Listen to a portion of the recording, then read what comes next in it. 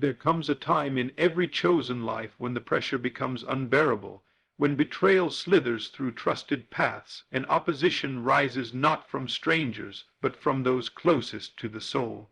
It is then we turn to the ancient cry of the Spirit found in Psalm 35, not as a weapon of flesh, but as a sword forged in the unseen realm. Plead my cause, O Lord, with them that strive with me. Fight against them that fight against me. This is not the cry of a desperate man, it is the command of one who has awakened. The psalm is not a wish for harm, but a decree to heaven. Let every force that rises against the child of light be dismantled, dispersed, and destroyed, not by hand, but by spirit.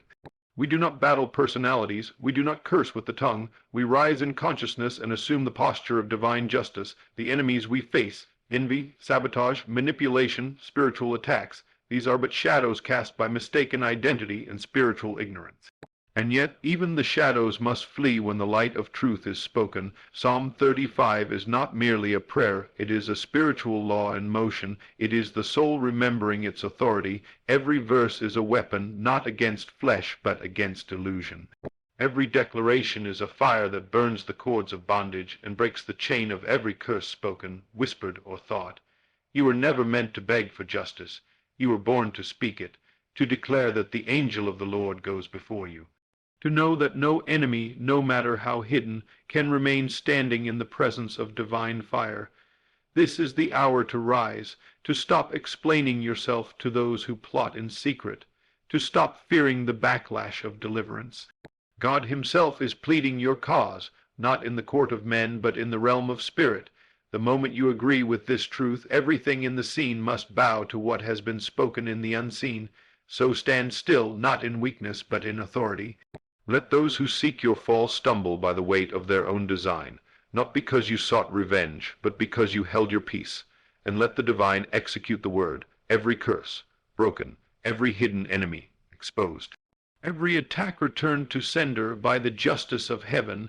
This is not just your vindication, it is your awakening. Welcome to Psalm 35. The battle is spiritual, not carnal. You must come to a place where you no longer respond to opposition as though it has power over you. The moment you identify the enemy as flesh and blood, as a person, an institution, a family member, or a situation, you've already lost sight of the true battlefield. Psalm 35 opens with the cry, Plead my cause, O Lord, with them that strive with me. Fight against them that fight against me. But this cry is not made with clenched fists or with bitterness. It is made with the awareness that something deeper is unfolding beneath the surface of human conflict. It is not a man, woman, or circumstance that fights you. It is spiritual resistance seeking to rob you of your alignment with divine truth. The greatest deception the adversary ever performed was to convince you that your pain comes from people, that betrayal, sabotage, or delay are caused by external forces beyond your spiritual influence. But let this truth enter you now. Nothing in your outer world has independent power. The people who rise against you are merely actors, unconsciously playing roles written by spiritual patterns, patterns born from inner beliefs, fears, doubts, or generational residue that has yet to be cast out by the light of truth. The enemy, as seen in the natural world, is simply the out-picturing of what has not yet been reconciled within. Psalm 35 is a spiritual framework for victory, not against people, but against the unseen vibrations that give people access to trouble you. The psalmist did not swing a sword, nor did he seek carnal vengeance. He entered the court of divine justice and made a spiritual appeal. The phrase, Plead my cause, is not a request for revenge. It is a command for alignment. It is the soul saying, Bring this conflict into the light, and let the higher law dissolve every unjust attachment. You must understand that curses, conflict, and delay are not accidents. They are echoes of spiritual disconnection. And when you understand this, you stop reacting and begin reconstructing. Every spiritual battle you face has one goal, to pull you out of your position as a divine being, to trick you into seeing yourself as weak, powerless, and subject to harm. That's how the curse operates, not through voodoo, not through gossip, not even through the direct harm of others, but through suggestion. Suggestion is the enemy's only weapon. If the enemy can convince you that you are under a curse, you will act as if you are. If the adversary can suggest to your consciousness that someone's jealousy has blocked your destiny, you will unknowingly sabotage yourself.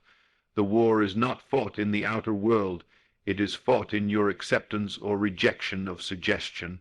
The words of Psalm 35 are spiritual recalibrations when the psalmist says, "Let them be confounded and put to shame that seek after my soul." He is not calling for the destruction of others. He is commanding the disintegration of the energies, thoughts, and projections that attempt to steal his spiritual identity. These verses are not curses. They are clarifiers. They reveal who you are and what cannot remain in your space. When you speak these verses with spiritual awareness, you are not wishing harm. You are reclaiming your domain. You are declaring that no spiritual force has the right to operate in your life unless it aligns with the will of heaven.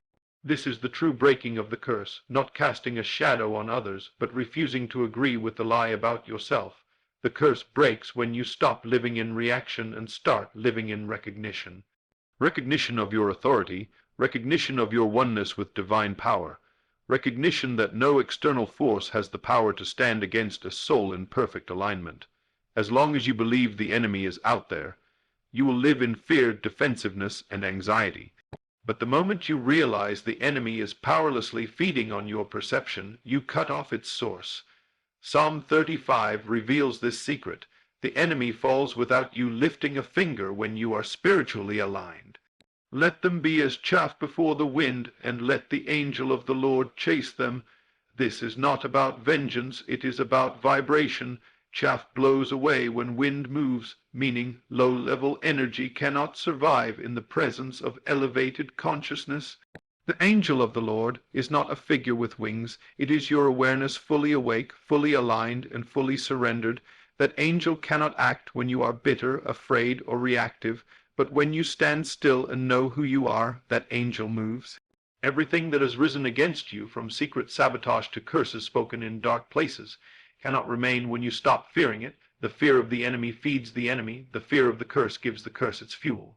But the one who stands in spiritual rest is unmovable. Psalm 35 teaches you how to enter this rest, not by denying the existence of attacks, but by denying their authority.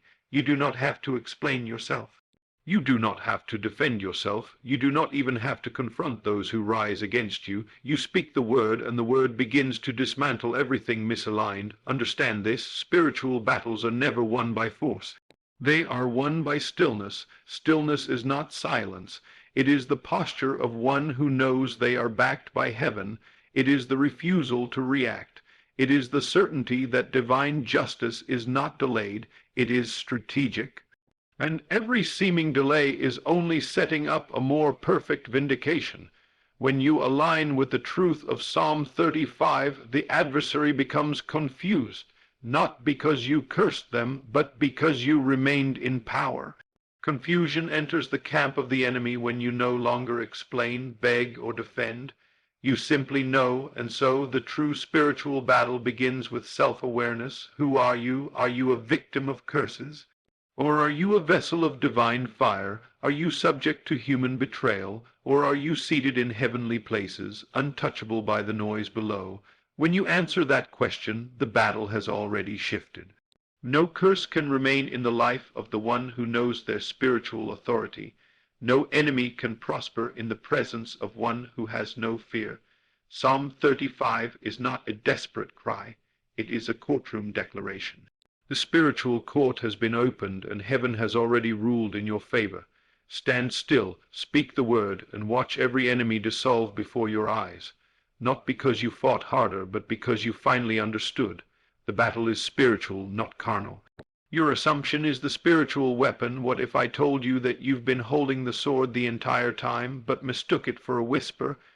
What if the curse didn't break because you shouted, but because you believed? In the unseen realm, belief is louder than noise. Faith is a frequency, and assumption, pure, unwavering assumption, is the highest weapon in your spiritual arsenal. Psalm 35 does not win the battle with fists, but with declarations made from a place of knowing. And it is your assumption. What you claim as true regardless of appearance, that breaks the curse and destroys the enemy. The battle is not between people. The war is not over opinions or actions. The war is over your inner agreement. And your assumption is your agreement. You are always assuming something. You are always believing something into form. And until you become aware of what you're assuming, about your enemies, about your life, about your identity, you'll continue to manifest what you don't want, wondering why the psalm doesn't seem to work. The power of Psalm 35 lies not in its poetry, but in its posture. The writer assumes that God is actively engaged in his defense. There is no hesitation. There is no uncertainty. Plead my cause, O Lord. Fight against them that fight against me. He does not say, if you're willing, help me. He declares it done. He assumes divine advocacy. That assumption is the weapon. That is the inner act of creation. It is the invisible choice to see yourself already delivered before the outer condition changes. You do not wait for the enemy to be removed before you believe you are protected. You assume protection first, and the enemy vanishes. Assumption is the secret of spiritual warfare. It's not noise. It's not drama. It's not even effort. It's clarity. When you assume you are free, every chain must fall. When you assume the curse has no effect on you, its power dissolves in your atmosphere. Why? Because consciousness is the only reality. You do not attract what you want. You attract what you are conscious of being, and when you become conscious of divine protection, divine justice, and divine favor, everything contrary to that image must fade. So when you speak the words of Psalm 35, the most important question is not, did I say it loud enough, but did I believe it deeply enough? The universe does not respond to repetition. It responds to resonance. If you speak a verse with doubt, fear, and suspicion in your heart, you are not wielding the weapon. But if you speak it with certainty, even once, from the place of inner knowing, it sends tremors through the unseen world. Demonic projections, jealous intentions, and curses spoken in secret lose their grip, not because you physically fought them, but because you changed your vibration. Assumption changes everything. Think of it like this. If a child knows their father will defend them, they walk into the situation fearless. They don't need to fight. They've already assumed they're safe. The same is true with you. Your assumption of divine justice places you under its covering. You don't beg for it. You embody it, and what you embody becomes law in your life. The enemy cannot operate in the presence of one who knows they are covered. The enemy thrives on the fear of those who doubt, but the moment you assume God is fighting for me and live from that place, the enemy becomes powerless. There is a powerful moment in Psalm 35 where the psalmist declares, "Let them be turned back and brought to confusion that devise my hurt." This is not a plea, it is not a suggestion, it is an assumption of spiritual reversal. He assumes that those who plotted his destruction will fall into their own trap. He doesn't try to expose them. He knows the universe will reveal everything in time. He doesn't chase rumors or argue with slanderers. He stands in the knowing that nothing formed against him shall prosper. That knowing is the weapon. That assumption is the sword. You may ask, but how can I assume victory when I still feel under attack? That is the very test of the spirit. Anyone can assume joy when the sun is shining. But spiritual power is proven when you assume in the dark. When everything around you suggests defeat, and you still inwardly claim victory. That is when the curse breaks. That is when heaven moves. You must understand the outer world is slow to catch up to the inner. The enemy may still be active in appearance, but the moment you shift your assumption, the expiration of that enemy is already set. Assume victory, and you will see enemies disappear. Assume protection, and you will walk through the fire untouched. Assume favor, and no curse can land. It is the inner agreement that determines the outer outcome. Most people are defeated not by the attack itself, but by the fear that they are alone in the battle. But you are not alone. Heaven is fighting with you. You must stop trying to fix everything on the outside and start assuming everything is already aligned within. That is how you use Psalm 35 as a spiritual weapon. You read the words not as poetry but as prophecy. You speak, let them be as chaff before the wind, and you assume it is already so. You declare, let their way be dark and slippery. Not with bitterness, but with conviction that every assignment against you is being confused by divine intelligence. You don't have to see how it's happening, you just have to assume that it is. Assumption requires stillness. It's not frantic, it's not desperate, it's calm. It's the calm of one who knows the outcome is already decided. You don't need to strive when you know it's already finished. You don't need to panic when you know the protection is real. That calm is not weakness, it's power. That stillness is not inaction, it's supreme authority. Assumption lets you rest while the angels war on your behalf. This is how the curses break. This is how enemies fall without you fighting them. This is how you destroy the unseen resistance that kept you stuck. You don't need more noise, you need more knowing. You don't need to repeat the psalm louder. You need to believe it deeper. One assumption, held in the silence of your spirit, has more power than 1,000 prayers offered in doubt. You have the weapon you always have, so choose the higher posture now. Stop reacting, start assuming. The curse is broken because you say it is. The enemy is destroyed because you see it as done. Psalm 35 becomes your weapon the moment you align your inner world with its truth. That alignment changes everything. Assume it now, and it must be. Curses are broken through inner alignment, not outer striving. The moment you begin to strive outwardly, believing that your breakthrough depends on effort, noise, or confrontation, you have already left the true battlefield. The curse is not broken by how loud you shout or how long you fight. It is broken the moment your inner world agrees with divine order. This is the secret most never realize. All spiritual warfare is internal. The war is never about the enemy, it is about your alignment. The curse cannot survive in a soul that is in harmony with truth. Psalm 35 does not instruct you to chase your accuser.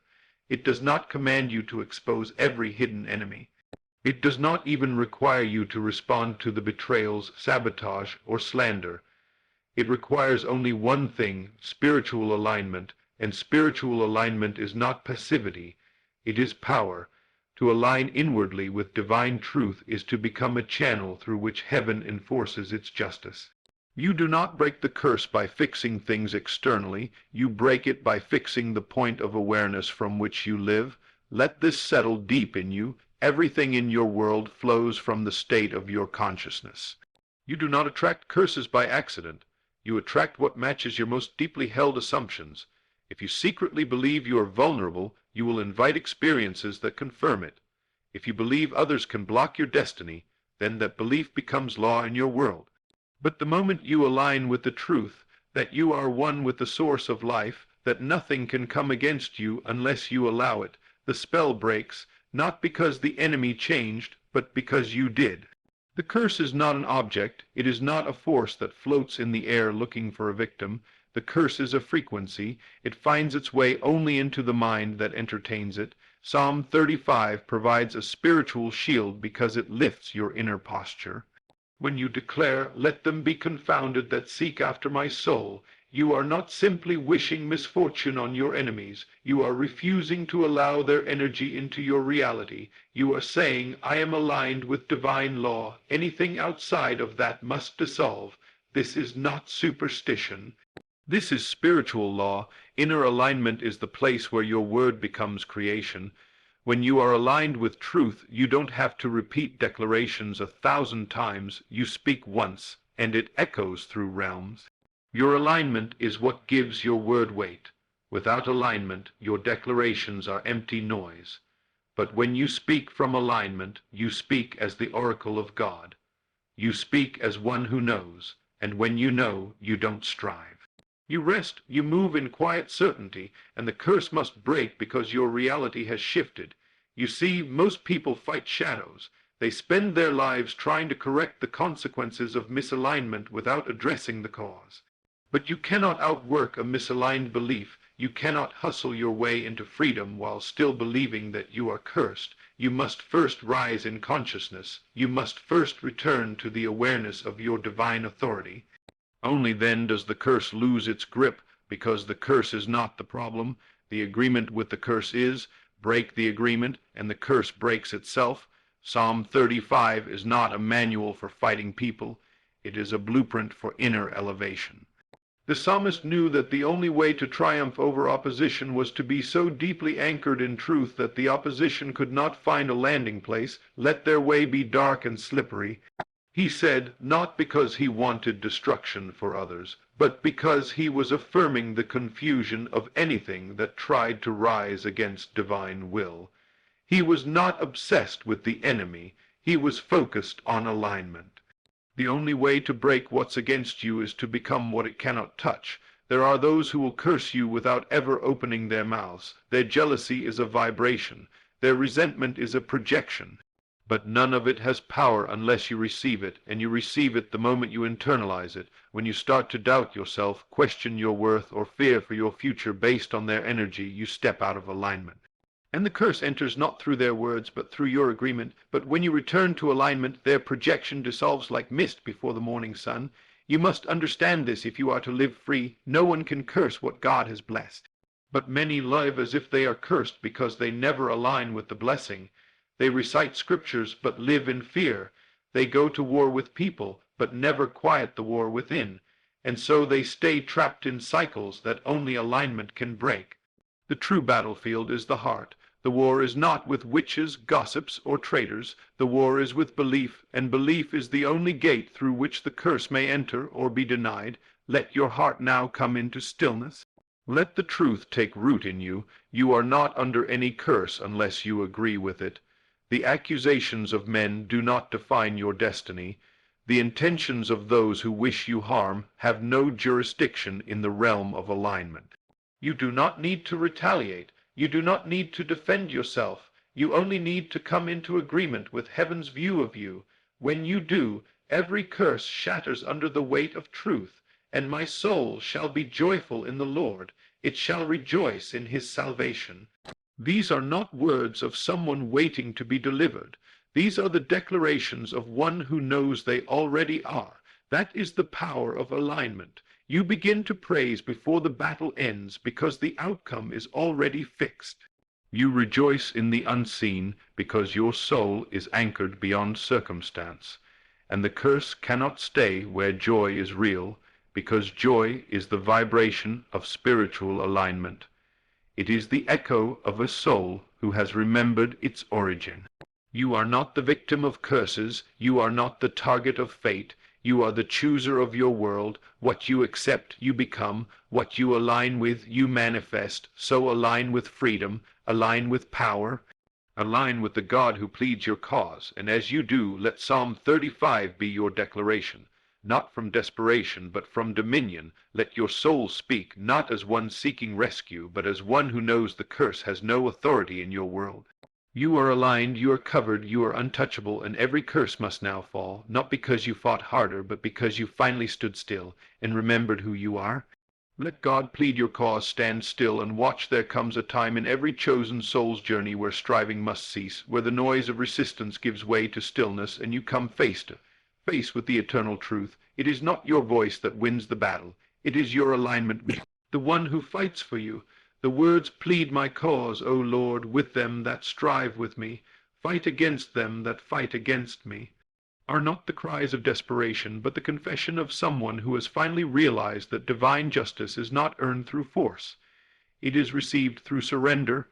You see, most people are still striving, still swinging at shadows, still arguing with enemies that have no real power, still exhausting themselves trying to fix, defend, or explain. But the moment you truly awaken, you stop explaining and start embodying. You stop proving and start trusting. You understand that every time you react to the attack, you make it real, but every time you stand still in truth, the false world collapses. And the truth is, you were never meant to fight alone. You were never designed to be your own defender. Your role is not to retaliate, but to align. Psalm 35 is a divine transfer of authority. It is a declaration that the war is not yours but God's. The enemy may form weapons, but you are not required to pick up a single one. Why? Because the moment you stand still in truth, truth itself begins to move on your behalf. Truth does not need your panic. Truth does not need your proof. Truth simply needs your agreement, and when you agree with truth, you release divine intelligence into your circumstance. The universe itself begins to plead your cause in ways you cannot predict or control. Let God plead my cause. That is the posture, not begging, not fear, not control, just surrender. This is not passive. This is powerful. Because standing still in the Spirit does not mean doing nothing. It means doing the only thing that ever truly matters, remembering who you are and aligning with the greater will that governs all things.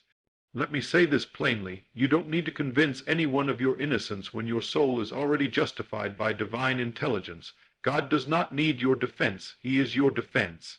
The one who walks in spiritual authority does not need to retaliate, because their silence is already speaking, their presence is already shifting things, their stillness is already sending confusion into the camp of every hidden enemy.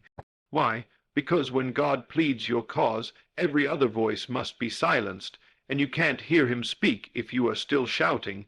You must come to a place where your peace offends the storm, where your refusal to respond terrifies those who tried to provoke you. Why? Because stillness is not weakness, it is alignment, and in that alignment you see clearly you were never the one who needed to win the fight. You were the one who needed to trust that the fight was already won. Let them be turned back and brought to confusion that devise my hurt, not by your retaliation, but by the divine reversal that comes from stillness. When you stand still, heaven stands up. When you stop trying to prove your worth becomes undeniable. When you stop chasing validation, divine vindication shows up. Do not miss this. The moment you rest in the truth that God is your defender, your name is cleared without your hands. The lies told about you begin to unravel themselves. The energy sent to harm you returns to its sender, not because you cursed them, but because you no longer allowed it to find a home in your awareness. Your stillness is your shield. There is a false teaching in the world that says you must do more to be protected, that you must say the right words, fight the right way, respond to every critic, but that teaching is based on fear, and fear always multiplies the attack. Faith, on the other hand, multiplies your peace. The psalmist understood this. When he said, "Let them be as chaff before the wind," he didn't take matters into his own hands. He gave them to divine justice. He did not say, "I'll destroy them." He said, "Let God handle it." Because when you hand it over, heaven takes over. There is something holy about refusing to engage with chaos. There is something sacred about not reacting. In a world where people are quick to clap back, to prove, to fight, your silence becomes a spiritual act of war. Because you are not ignoring the enemy, you are declaring, "This battle is beneath my authority. God pleads my cause." And don't you know, when God pleads your cause, every crooked path must straighten. Every lie must unravel. Every assignment must fail, because divine justice cannot be bribed. It cannot be deceived. It cannot be delayed. It knows the truth, and when you align with it, you no longer have to worry about the outcome. The outcome is already set. The end is already decided. You're not fighting for victory. You're standing in it. Stand still. That is your command, not because you're weak, but because you are too powerful to lower yourself into unnecessary battles. Not every accusation deserves your reply. Not every betrayal deserves your attention. Some things are defeated by divine exposure, not human retaliation. Let your enemies waste their breath. Let your critics talk. Let those who tried to curse you watch their own intentions backfire. You don't need to curse them back. You need only align with truth, and truth will do the rest. Plead my cause, O Lord, and not help me plead it, and not stand beside me as I argue. No, plead for me. Fight for me. That is the surrender that moves heaven. That is the posture of one who knows they are not alone. Let me remind you, there is a justice system higher than man's. There is a court where lies are overturned, and there is no appeal. There is a realm where the motives of every heart are known, and the actions of every soul are recorded. When you surrender your cause to that court, the verdict always favors truth. You don't have to bribe, threaten, or scheme. You just have to trust, and this trust is not passive. It is the fiercest action you'll ever take. To trust is to step back from the fight and declare, "I am already vindicated." To trust is to stop correcting the narrative and know that the truth will reveal itself. To trust is to stop bleeding energy trying to be understood, and instead rest in the knowing that God is your voice, your shield, your advocate, and he never loses a case. So today, let this be your posture, not reaction, but rest. Not resistance, but reverence. Not warfare through striving, but warfare through stillness. Let them talk. Let them plot. Let them curse. You are covered. You are aligned. You are watched over by the same power that holds the stars in their place. You don't have to make them fall. Just stand still and they will. Let God plead your cause, and watch what happens when you finally stop. Your victory is the revelation of identity. Victory is not something God gives you. It's who you already are. The real triumph isn't over enemies, curses, or external circumstances. The real victory is over the illusion that you were ever less than divine. Until you awaken to this truth, you will mistake progress for power, applause for assurance, and outcomes for identity. But when you see clearly, you understand everything in your life bends to the shape of your self-concept. The battle has never been about defeating what is outside of you. The battle has always been about remembering who you are. Psalm 35 is often read as a prayer for vindication, but read it with spiritual eyes, and it becomes a mirror. It is the inner cry of the soul awakening to its true identity, crying not for revenge, but for revelation. Judge me, O Lord my God, according to thy righteousness, and let them not rejoice over me. This is not about asking God to punish your enemies. This is the soul saying, show me who I truly am. Reveal in me the righteousness that silences every lie, every curse, every contradiction. You see, the enemy's greatest weapon is not attack, it's deception. The curse is not simply a projection of harm, but an invitation to forget who you are. When you begin to question your worth, your place, your calling, you give power to shadows. But when you remember your identity, the lie loses its grip. It cannot attach to a soul that refuses to come into agreement with anything less than divine truth. Your identity is your shield. Your self-concept is your weapon. And when you see yourself rightly, you don't have to destroy the enemy. The enemy destroys itself in your presence. That's why victory isn't the moment they fall, it's the moment you rise. When your self-awareness ascends to divine perception, the battlefield changes. You are no longer trying to win a fight. You're awakening from a dream in which you ever believed you had to. The victory is the realization that no curse can hold what God has already crowned. No slander can bury what has already been resurrected. And no enemy can stand in the presence of a soul who has returned to its original image. Look closely at Psalm 35. It begins with a plea for intervention, but it ends with praise. It begins with resistance, but it ends with rejoicing. Why? Because every authentic spiritual battle ends the same way, not in the defeat of the enemy, but in the unveiling of your identity. And my tongue shall speak of thy righteousness and of thy praise all the day long. This is not just gratitude for a rescue. This is awareness. This is celebration of the eternal truth. I was never alone. I was never under. I was never outmatched. I just forgot who I was for a moment, but now I remember. You must understand, your identity is not something you earn. It is something you accept. You were created in the image of divine authority. That means your words carry weight. Your thoughts create form. Your beliefs shape your world. When the curse comes, it doesn't test your strength. It tests your self-concept. It asks, do you still remember who you are? And if you do, the curse passes by, untouched, because it cannot stay where truth is fully embraced. There is a spiritual arrogance that some mistake for faith. It tries to fight everything outwardly while remaining fragile inwardly, but true faith is humble, quiet, and deeply secure. It does not yell at the mountain, it becomes the mountain. It does not argue with the serpent, it walks on it. It does not scream its identity to be accepted, it simply abides in it. This is the essence of Psalm 35, to come back into the knowing that you are already victorious, not because of what you do, but because of who you are. The lie says you're under attack. The truth says you're under protection. The lie says you're not enough. The truth says you are the image of divine sufficiency. The lie says they have power over you. The truth says nothing enters your world unless you grant it access through belief. And here's the shift. Once you accept your true identity, you no longer interpret trials as threats. You see them as revelations. The betrayal wasn't meant to destroy you. It was meant to reveal your resilience. The delay wasn't punishment. It was preparation. The opposition wasn't personal. It was spiritual, and its purpose was to awaken you. Your enemy, your accuser, your adversary, all they ever did was activate the identity in you that had been waiting to emerge. It's not enough to say you're victorious. You must see yourself as victorious. And not just when everything looks good, but especially when it doesn't. That is the test. Can you look at the contradiction and still speak from your higher self? Can you stand in the fire and still declare, I am whole? Can you walk through the valley and say, this cannot break me because my identity is eternal? That is when heaven moves. That is when the curses fall, because the illusion only survives in forgetfulness. But the moment you remember who you are, all deception dissolves. Let not them that are mine enemies wrongfully rejoice over me. You know what this means. It's not just about public vindication.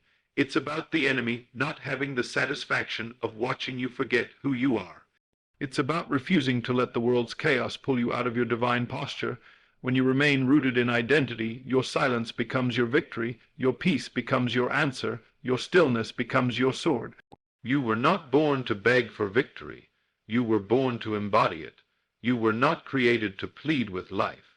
You were created to command it through the authority of your awareness. That is the heart of every true Psalm 35 prayer. Not God, save me, but God, reveal me. Let the world see who I truly am. Let every lie fall in the light of my identity. Let every curse dissolve before the mirror of divine truth. Let my life become the evidence that I have remembered what many have forgotten. I am not the one fighting for approval. I am the one sent to awaken the world by being who I truly am. So let your victory be seen, not just in what you say, but in how you live, in how you rise, in how you refuse to bow to anything that denies your divine image. Let every curse be broken, not by force, but by light, the light of your identity, the awareness that no weapon can prosper against one who knows they were never vulnerable to begin with. You are the victory. You are the miracle. You are the revelation. And now the enemy must scatter, because your remembrance has become too powerful to resist. You are not the attacked. You are the awakening you have always been. You just forgot for a moment, but now you remember, fighting what was never your battle to begin with. Psalm 35, break every curse and destroy the enemy.